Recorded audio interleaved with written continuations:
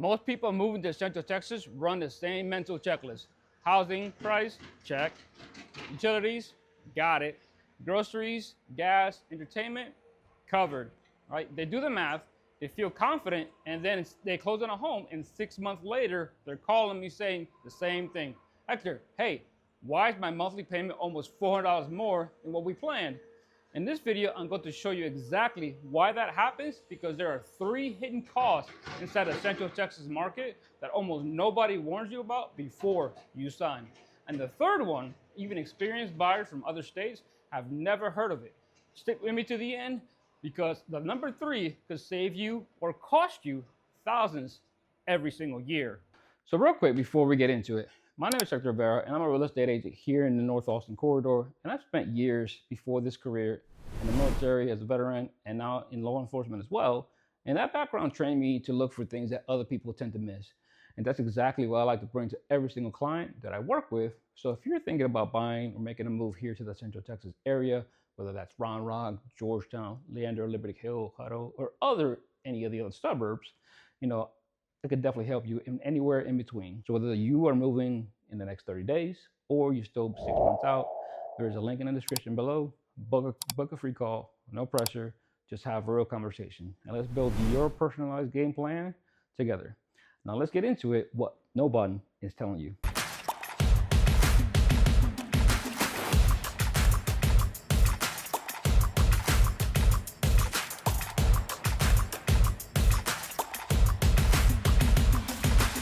So let's start with the biggest line item first. And I want to be straight with you here, because I think a lot of the cost of living videos sugarcoat this part.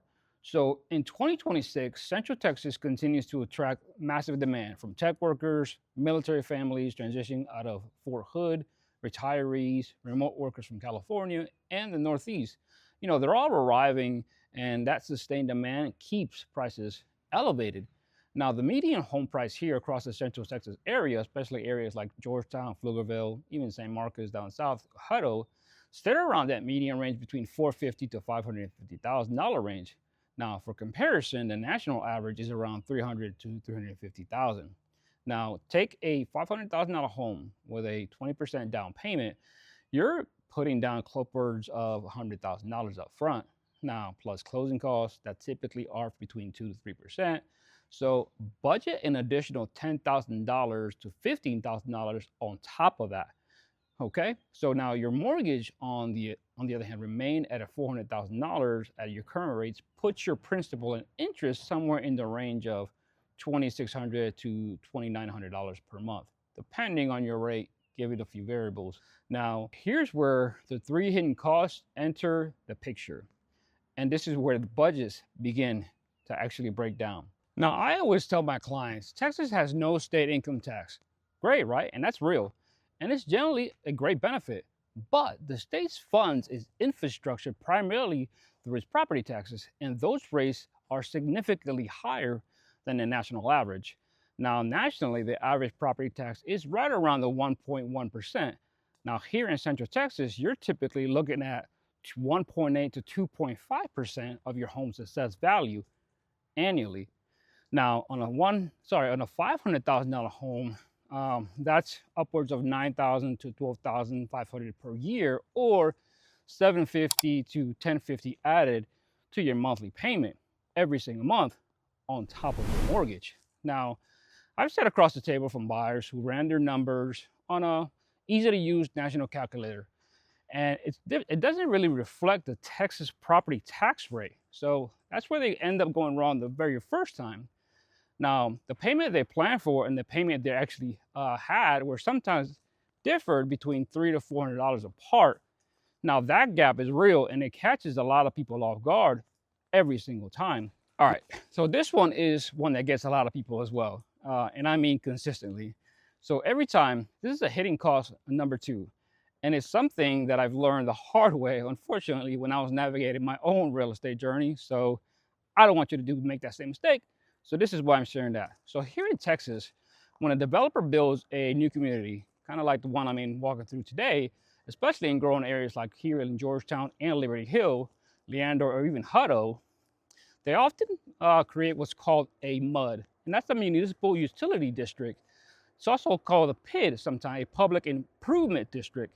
Now, these are special taxing entities created specifically to repay the bonds used to build the neighborhood's water, sewer, roads, and infrastructure. So those are important tax entities that you need to factor into your home purchase. Now, here's the part that surprised a lot of buyers. So, and I don't want this to surprise you, right? So MUD taxes are separate from your county property taxes. Yeah, so it's a completely different entity. So they show up as their own line item on your tax bill, and they can add up anywhere from between 0.20, which is 20 cents on a dollar, to $1 or more per hundred of your assessed base value rate. Now, on a $450,000 home in a certain MUD district, that's an extra $900 to $4,500 per year. Now, the good news is that MUD taxes do phase out over time, which is a huge benefit. So as the bonds get paid down, usually over the next 20 to 30 years, but if you're buying a newer home in a newer community right now, you are more likely in the new early higher rate years of that cycle. But it does change and it does get lower as the communities get older. So before you fall in love with any new construction home, ask your agent or builder if the property is in a MUD or a PID district. Okay, so now let's talk about the day-to-day costs, right? Because these add up in ways that feel small individually, but I think they hit a little bit harder collectively. So how about we start off with utilities? Utilities in Central Texas. Summers are real. The heat is not a rumor. June through September, you're definitely going to be running your AC almost continuously, and your electric bill will definitely reflect that. Now, you definitely want to budget somewhere between $150 to $250 per your month during the peak summer seasons. Well, depending on what temperature you set it at. If you're like some folks here who love it cold in their home, that can definitely go up beyond that amount. So that's just a range. Now, 100 to 150 during cooler months is reasonable. Water, sewer, and trash typically add another $80 to $120. And again, these are ranges. They can change depending on your usage, but that's about the good range. So you also have your internet and streaming packages, and those run anywhere from $70 to $150 a month, depending on your provider, of course. On the higher end, if you could be looking at $500 a month in total utility costs during the summer, and that surprises a lot of people sometimes coming from the Midwest or the Pacific Northeast, even from the Northeast coast. So the other thing to consider, right, is your groceries. Texas has what we call HEB, and here HEB is generally fantastic. We always go here, everything is better. Now, I'm not just saying that because I live here. It's just a regional institution here in the Central Texas market. Their weekly specials, store brands offer great values, but Central Texas grocery prices overall track close to probably just slightly above the national average. And a family of four should realistically budget between $800 to $1,000 a month, maybe a little bit more with today's gas and grocery prices going up. So if you lean toward organic specifically or international products, that number will definitely climb much higher than that. Now, let's talk about transportation. So Texas is definitely a car-dependent state, just because everything's so much bigger in Texas. You do have your public transit in Austin, but once you're in the suburbs of Round Rock, Georgetown, Leander, Liberty Hill, you're driving. You're definitely driving. So you want a budget between $150 to possibly $250 per month for your fuel, depending on your commute. Also, depending if you own a truck, and most people in Texas do, that number might be a little higher, right?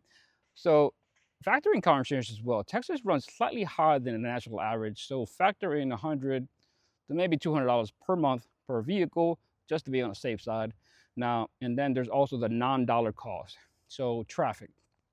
I-35 is the main corridor, along with Mopac, which is Loop 1. They're generally difficult corridors for sure to travel up and down north and south. So if your job is in downtown Austin and you're buying here in Georgetown or Round Rock or anywhere else in the northern suburbs, your commute is going to be a real quality of life variable. So remember that, factor that in when you're making your decision. Reach out to me and I can definitely help you out factor those things in. So That's a conversation worth having for sure with yourself before you choose any city here in the Central Texas area, because commute affects everyone differently. All right, this is number 3, and I want you to pay close attention. If you're still here, I thank you, because this one is actionable, meaning it right now it could save you money directly.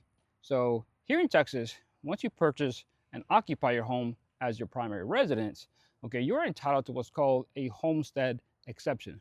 So you definitely want to file that. You want to get it in place. So once it's in place, it reduces your taxable assessed value by $100,000 for school district taxes, and it caps on how fast your appraisals can increase at a maximum of 10% per year.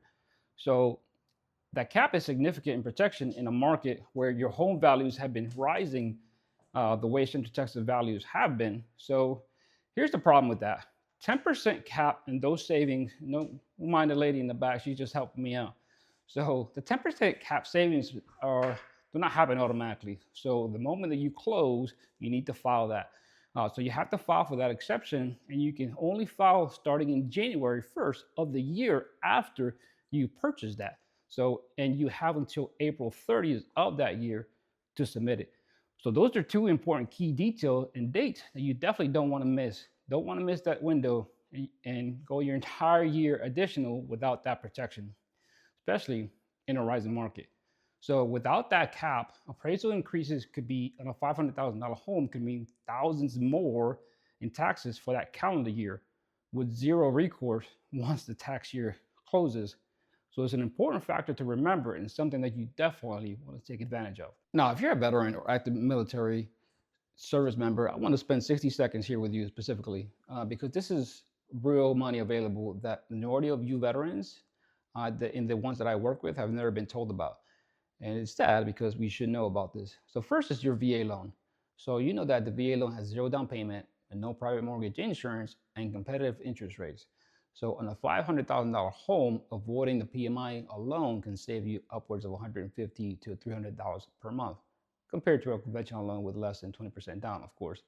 As you know, we don't have to put 20%, but that's for another video. So over the life of a 30-year loan, that's $54,000 up to $108,000 in savings. So I work directly with Veterans United, a lender who helps here in the veterans, myself and others, and I've seen this benefit transform what's possible for military families here in this market. So secondly, the Veterans Land Board. This is a Texas-specific program that offers below-market interest rates on land and home loans for qualifying veterans. Now, it's separate from the VA loan. It's a completely different program, and the 2 can sometimes be stacked in certain circumstances and certain structures. Now, most veterans who move here from out of states, they have never heard of it. And why would they? Because it's only a Texas program. So the third thing that I want to discuss is your 100% disability veteran property tax exception. So if you have a 100% disability rating from the VA, you are definitely exempt from property taxes on your primary residence here in Texas completely. Now that's a potential savings of upwards of $9,000 to $12,000 per year, depending on the home value. That's just gone, something you don't have to pay. Now, I've had clients who were paying property taxes in another state for years before they moved to Texas and realized they didn't have to pay a dime. Now, if you serve in this country and these benefits exist for a reason, now my job is to make them sure that they're available to you. Okay, now that I've teleported to the fun part, let's talk about that. Let's talk about the fun part, because Central Texas genuinely has a lot of extraordinary qualities of life, and one of the main reasons why people keep choosing to move here. So live music in Austin, the Greenbelt, Lake Travis, and here where I am today, Lake Georgetown. Now there's also Round Rock Arts Festival, Georgetown Poppy Festival, Liberty Hills Fair and Rodeo. You know, these are awesome, but these aren't just things that to do. They're places and events that people go to have fun, build memories, and really help you feel right at home. Now, a night out for 2, dinner and drinks, realistically will run you between $80 to $150. Now, family outings, local festivals are more affordable and plentiful for sure.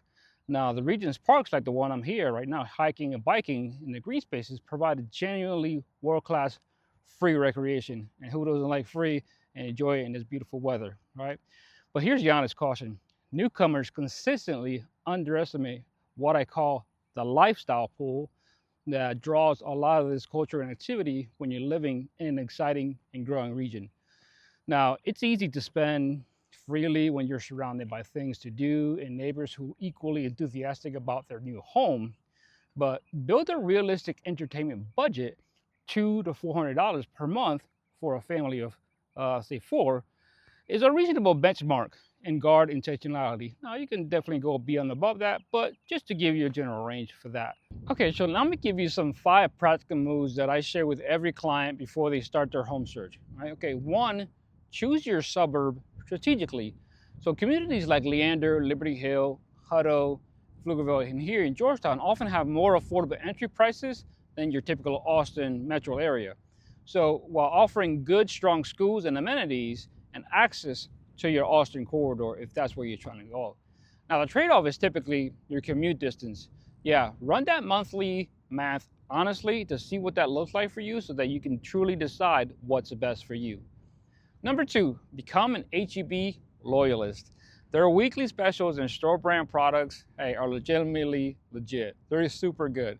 Now, shopping their sales cycles and using their curbside pickup can measurably reduce your monthly grocery spend. So use that benefit wisely and shop HEB. Let's see, number 3, audit your energy home before summer arrives. You know, a smart thermostat, ceiling fans, proper insulation, and window treatments, while they're not glamorous, but hey, they can make the difference between a $150 electric bill a month to a $200 to $300 one in July. So if you're buying a home, ask for energy bills from the previous 12 months and see how that lines up with you as part of your due diligence. Be smart about your shopping here for sure as the summer goes along. So number 4, know your exceptions and incentives, landscapes before you actually close. Like first-time home buyer assistance programs exist at the city and county level in several communities across this corridor. So make sure you're looking at those things. Some of the income restricted, some are not. All right, number 5, if you're a veteran, connect with me before you start your search. You know, the VA loan and the basic Texas Veteran Land Board and home exceptions all interact in the same way that significantly shape what's financially available to you. So understand what that has and have that conversation so before you start your single home search and not at the closing table where it's too late. So let's bring it all home. Central Texas is generally an exceptional place to live, the growth, the culture, the community, the opportunities. But going without knowledge about MUD taxes, Texas property tax rates, and the homestead exceptions, filing windows, it's like going into a negotiation without reading the contract first. Like, why would you want to do that? And if you're ready to sit down and talk through what your specific situation is, your timeline, your budget, your goals, the link to book a free consultation is there too in the description. You know, whether you're moving in the next 30 days or you're still trying to figure out your game plan, I want to be the person that's going to be taking care of you in your corner. I'm Hector Rivera, and I'll see you in the next one. Take care. God bless.